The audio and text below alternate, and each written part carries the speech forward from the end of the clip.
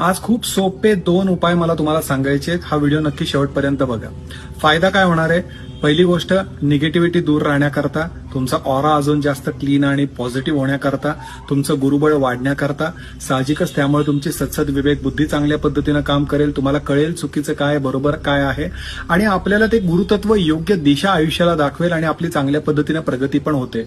आपल्याला तो रिस्पेक्ट मिळायला सुरुवात होते जो आतापर्यंत आपल्याला मे बी मिळाला नसेल. तर यासाठी 2 उपाय करायचे. पहिली गोष्ट ती म्हणजे की गुरुवारी सकाळी लाल पिवळा धागा पुरुषांनी आपल्या उजव्या आणि स्त्रियांनी आपल्या डाव्या हातामध्ये बांधायचा आहे, की जेणेकरून आपल्याला त्याचा चांगला फायदा होतो. याला हिंदीमध्ये मौली धागा देखील म्हणतात.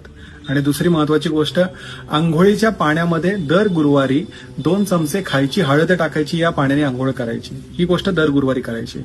असं किती दिवस करायचंय? तर कमीत कमी 6 महिने करायचं. चांगला फायदा होतो. शिरीष कुलकर्णी, श्री श्रद्धा ॲस्ट्रॉलॉजी.